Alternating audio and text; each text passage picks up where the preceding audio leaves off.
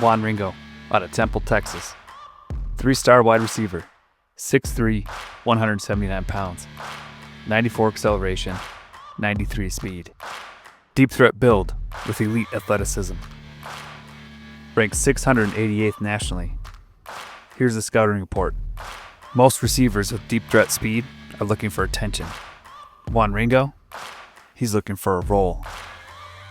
Juan grew up at Nueva Esperanza Community Church in Temple, where his dad, Pastor Miguel, has one guiding principle: build longer tables, not taller fences. His mom, Sophia, runs the community programs, weekly meals for 200-plus neighbors, a tool library where people borrow equipment for home repairs, a clothing exchange that operates on take what you need, give what you can. From age 7, Juan spent Tuesday evenings at community meals, not serving people with pity, eating alongside neighbors, learning names, hearing stories. Friday nights for football. Saturday mornings were helping Miss Patterson install a wheelchair ramp or weatherizing Mr. Chen's windows. His parents made it clear, football would always be a part of a bigger life. Juan's worth isn't in a jersey number. It was in showing up and treating every person like they matter. Watch Juan's film and you'll see something unusual. Elite measurables paired with selfless play. He blocks on running plays with the same intensity he runs routes. Takes pride in a crack block that springs a running back for a touchdown, even though his stat line stays empty. Celebrates offensive linemen's pancake blocks like they're his own catches. The scouting report says it best. Ringo doesn't mind being the decoy. Doesn't mind running routes that don't end in targets. You don't see that often in high school, especially not from someone with his frame and explosiveness. His team player archetype isn't just a label. It's who he is. Coaches at Temple say he makes everyone feel valued. Backup linemen, special teams guys, freshmen trying to find their place. The team plays harder because everyone feels like they matter. In his junior year, Juan had a breakout game against Belton. 8 catches, 187 yards, 2 touchdowns, including a game winner. Local media wanted to feature him. Regional recruiting analysts wanted a podcast interview. Juan showed up, but he didn't talk about himself. He spent the entire interview talking about his freshman quarterback who'd stepped in after 2 QB injuries. His poise is unreal for a 14-year-old. The resilience, the curiosity he brings to film sessions, the way he leads guys 3 years older than him, that's the story. Then, Juan redirected to the offensive line. You want to talk about overlooked? Our left guard wants to play D1 football. Coach has been trying to get recruiters to look at him, but they keep saying he's not big enough. This guy is technically sound. He competes every snap. If you're writing about tonight, write about him. The journalist kept trying to steer it back to Juan. Juan kept redirecting. The piece that ran mentioned Juan's stats, but spent more paragraphs on the freshman QB and the undersized O-line. Juan's recruiting profile stayed flat right when it should have spiked. In an era where high school athletes hire social media managers, Juan barely updates his accounts. When he does post, it's team celebrations or shoutouts to his teammates. The scouts monitoring metrics, he looks uninterested in the process. In reality, he's just uncomfortable using a platform in self-serving ways. The scouting report continues. His spectacular catch rating and agility suggests he's capable of highlight plays, but he never plays like he's chasing one. He's the type of guy who will go quiet for 3 quarters and then seal the win in the 4th because he was locked in the whole time. But scouts looking for alpha receivers who demand the ball see someone passive. They see elite measurables, 6'3", 94 acceleration, 93 speed, and wonder, where's the hunger? Where's the edge? They miss what his teammates know. Juan makes everyone better by refusing to accept that some positions matter more than others. Coach O'Connell's pitch was different. Tell me about what matters to you beyond football. I've watched your tape. You block like you're creating opportunities for others, not showcasing yourself. You celebrate teammates' success with genuine joy. That tells me you understand something most receivers don't. He wasn't trying to change Juan. He saw alignment, building tables instead of fences, measuring success by collective growth, not individual stats. Juan Ringo is unheralded because platforms should amplify others, not yourself. And recruiting systems reward the opposite. He won't dominate headlines, but he'll be why teams overperform, why locker rooms stay unified, why invisible players end up feeling essential. Juan Ringo, Temple, Texas, team player. Welcome to the Unheralded Dynasty.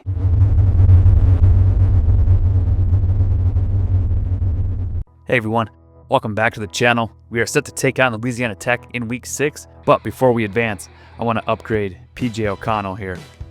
So I'm tempted to start diving into Motivator here. It takes 10 to unlock, but I think there are some things here in Tactician still that we could get after. QB, I'd like to get to, boost his short and medium accuracy. I don't think that's as essential. Running backs would be great to get, boost to spin, juke, and ball carrier vision. But our secondary here doesn't have much going for it. But to get to tier 3, we can't get there yet. So I'm going to hold off on this maybe until we get more accumulated points. And I'm going to dump 5 into our running backs for boost to spin, juke, and ball carrier vision. I think that's going to be great for them. And then let's check out recruiting. Yeah, then we'll dump 5 into wide receivers here. So that'll be our 10 points for the week. Well spent. We're looking good recruiting-wise. I think I said it earlier. I think tier 2 is the most we're going to go on these. Weekly hours, I think for 3, 2, 1 stars, JUCOs, you don't need a lot of points to get them. All right, PJ O'Connell is upgraded. Let's move on. Since we're on this screen, let's check in with our offensive coordinator, Andrew Edmonds, who is an elite recruiter, trained by Al Ways, recruiting himself. Quarterbacks looking really good. So really only, D-line and defensive backs are the ones that don't have anything here. But offensive linemen looking great, even our kickers. So Coach Edmonds has been helping us out recruiting-wise, definitely. Let's see Joshua Leff. He is going to be our tactician because he's got almost everything maxed out except for DBs. So our guys are getting a boost. Coaches balance each other out well. I'm going to eventually, I think, jump into talent developer and get in here. So I do want to unlock Motivator next, but that all takes time here. That may be a couple seasons down the road, but that's a plan for now. Okay, so we got Maurice Cox. That's a big signing. Frees up a lot of points for some other guys. He's going to be a great left tackle for us. You can see Charlotte tried to jump in at the last minute. This did not work. We're a 1-star school. Brand exposure's at a D, but it's climbing. Kevin Vasquez gets Creole Plains Defensive Player of the Week. He had a great game, 4 tackles for a loss, 1 sack. Okay, here we are, week 6. We're sitting at 3-2. We had 2 tough losses back-to-back to Texas A&M and TCU, 2 really tough teams, but bounced back well against ULM last week. I thought it could have been, a trap game. I think we took care of business. Didn't finish how we wanted to, but a win is a win, and we showed a lot of growth and progress in that win. All right, let's jump into week 6 recruiting. Jason Trail, top recruit, quarterback. We didn't get a quarterback last recruiting class. I just want to stagger our quarterbacks so we have competition. So it's not redshirt senior, redshirt junior, redshirt sophomore. I think that just gets cluttered. This way guys have time to develop. They still get the competition. Okay, Moses Economos. Texas State has a week 9 visit. We're still looking really good on him. We've got the hard sell. I don't think we'll need to schedule a visit with Moses. Juan Ringo, looking good. We've got 10 on him. I'd like to get more points on him, but I'm going to check the rest of the board and see where we're at. Benji Darling. I think I'm going to start throwing points into him. Let's get 25 going here. Courtney Busby, we got the soft sell going. Frank Busby, we got a week 6 visit. I'm going to get 50 total on him. Keep Southern Miss, and looks like FIU kind of at bay. Southern Miss has a good pipeline. We got to continue to keep pulling away from them. Dingle, Virginia's here. They got a good pipeline. They're putting points into him. We don't have enough for a visit, so we have to pull some points off somebody. I want to get a visit on him. I think Bowenko, we're looking good. We're in week 6. He doesn't have a visit until week 10. I think we can close him out before then. Bobby Vernon, can't really tell how much ground Appalachian State is making. They got a good pipeline. They don't have a visit till week 11. We've got Bobby Vernon coming in now. And if we pair him with Dingle, I think we can get both those guys to really jump up and maybe sign after this week. So I'm going to take 5 off Mandarino. Anthrop and Mandarino were looking really good. So I got to pull these points off of Darling. Busby's got one. Dingle, we're going to get visit. Ooh, we can't get him to visit week 6 because it is week 6. I think we'll go week 8. Let's hold off on a visit here. Although, do I want Virginia to be able to get the first visit in? Now, let's go week 8 visit. We can pair somebody with them. You know, Busby's already coming in. We could get Courtney Busby to come in if needed. And he could also go with Bowenko as well. But Bowenko doesn't really need one. He may sign. All right, so Ringo, for visit purposes, we got to get 10 off Ringo. We're going to take 20 off Busby. Bowenko, we're looking good. We'll visit Courtney Busby with Eli Dingle. Get them both a boost. We got play style here. 5 points. I'm going to put him on Ringo just because Texas Tech is behind him. They're kind of the biggest school, between Busby, having Marshall, Darling having Bowling Green. I'm more concerned about Texas Tech doing something than the other two. Okay, so that's it for recruiting. Again, 12 guys on the board. Feeling really good about it. Maurice Cox is our first signing. So that's really good to see. Again, our offensive line is kind of the biggest priority. We'll continue to sign guys every recruiting class and just build a really good offensive line. All right, let's move on. Louisiana Tech is coached by Diego Narath. His offensive playbook is going to be a spread. So we may have to come out of our 4-3 kind of base defense, get into that nickel and dime look. We'll kind of see how it looks. They're a 4-2-5 defense. Again, something I feel really comfortable running all of our run game against, the power, the gap scheme, the zone, and the duo. I think we can be really effective there. Adaptive AI, conservative. Not really sure what this means exactly. His no-huddle is going to be aggressive, so we got to be ready for that defensively.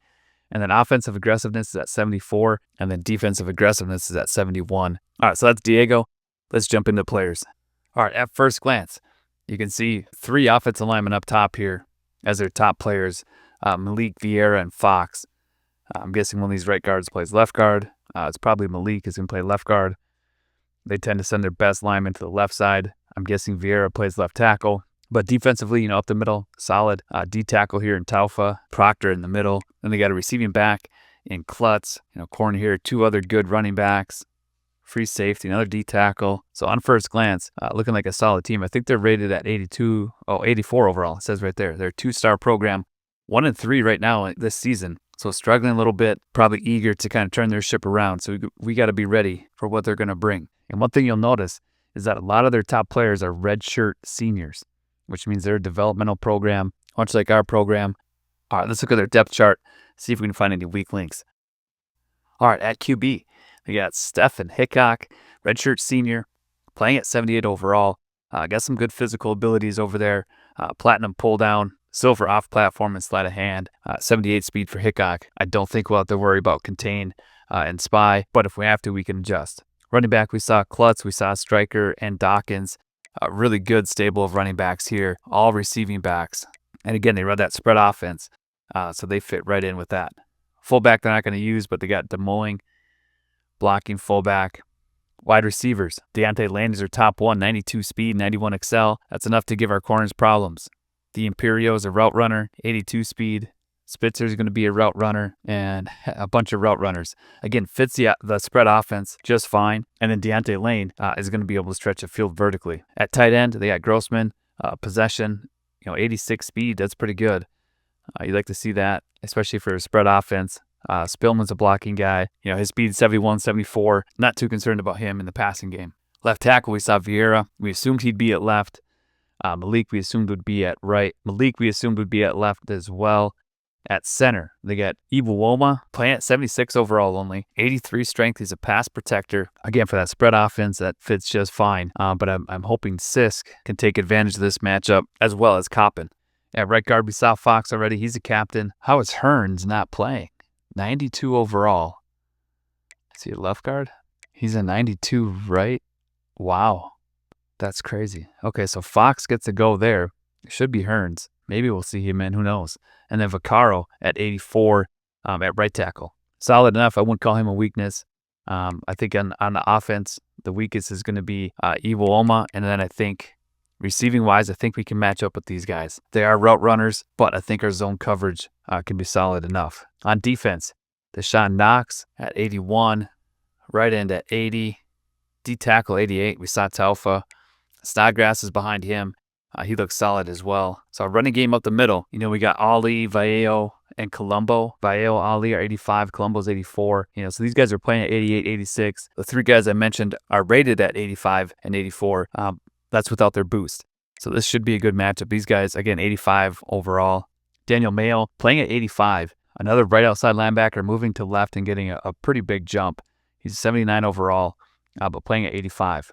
In the middle, Proctor we saw. Good speed. Right outside linebacker, they got O'Keefe. He's a power rusher. If O'Keefe is on the field, I think we'd take advantage of him passing-wise. Cornerback, we saw Grayson Paul playing at 87. Cockrell behind him playing at 81, and then Quincy's 77. So an equal matchup, I think, for our wide receivers here. Grayson Paul could give us extensive problems playing at 87.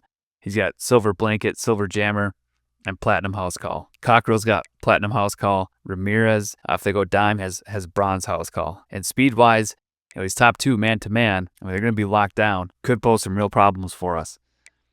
At free safety, they got Joey Sun, captain of the defense, playing at 86. 88 speed's pretty good. They got a good free safety behind him. Jesus Duggan, 84 speed. He's a run support guy. So somebody that can come down in the box, doesn't need a lot of speed. And so I really only have, one weakness written down. That's a center. So one only really true weakness at center. Somebody playing at 76 overall. So we got to win that matchup. We really have to win that battle. Everything else is going to be fairly even. I don't know if they have the edge in any scenario. Maybe across our offensive line, I guess. Yeah, I think they're going to have the edge across the offensive line. We got Sisk, who's rated at 88. I don't know what he's at with bonuses. Coppin's at 86. Vasquez at 89. So it's going to be a good battle in there. That's before their bonuses. And then Helassi's at 79, redshirt freshman. He may be the weak link for us. But those other 3 guys, I think, can pose enough problems and put enough pressure on the offense that Helassi will have help, or he'll get a lot of one-on-one matchups. Kick return, they're going to go to Babcock when they're running backs. Sims will be back there. Punt return will be Babcock. Kickoff specialist will be Van Pelt. Long snapper is Terrence Malik. Third down back, Klutz will stay on the field, but Strecker's not far behind him. Neither is Dawkins. So any of these guys are kind of interchangeable. Power backs then go to Dawkins, although I doubt they run anything super powerful. Fink and Sun are going to be their slot guys. Sun has pretty good speed, acceleration for a route runner. So we just got to stay in our zone. Zone coverage is our strength. We just got to play tight zone coverage, read route concepts, be in the right position. Rush left end is going to go to Mayo. Rush right will be Knox. Rush DT is Taufa. Snodgrass. Sub linebacker Proctor is going to stay on the field.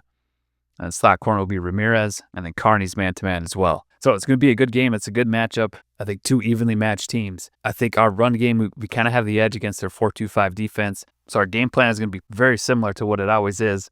We'll just have to kind of gauge how the game is going. But I love to run power. I love to run out of I. We'll identify when we can hit that weak side B gap in the 4-2-5 with a zone or a duo. We'll obviously try to stretch the field horizontally with some jet passes, and then we'll pick our times and our moments to go for a big play. All right, let's move on. Okay, so one thing I mentioned, I think season 1, season 2, was this idea of incremental improvement. I don't think that players stop progressing at any point. I do think there is kind of that ceiling they tend to hover around. But I don't think there's that hard cap of, hey, he's going to be at 84. That means all his attributes are static and stopped. There's always room for growth. And as a coaching staff, that's kind of what we pride ourselves on, is identifying the areas for growth, setting up practices and training so they can get better at those. So I tried to find a way to get incremental improvement tied into the dynasty. I worked with AI. I really tried to dive into it. Time-wise, I don't have the time to do that. I'd love to. But I don't. So what I did is for a lot of the starters and backups, I just went in, I bumped up some of the attributes by 1 or 2. Nothing was more than 2. You can see Sing speed is still capped out at 75. I think there's room to increase speed, but I don't know if you can make significant changes in speed. So Sing is an example here.